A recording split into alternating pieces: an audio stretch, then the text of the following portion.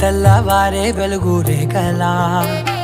పచ్చ పచ్చ పచ్చి మట్టి బొమ్మలా అల్లి బిల్లి వెన్న పాల నురగలా అచ్చ తెలుగు ఇంటి పూల కొమ్మలా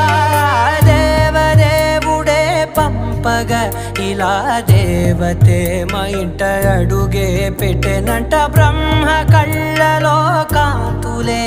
మా అమ్మలా మా కోసం మళ్ళీ లాలి పాడేనంట.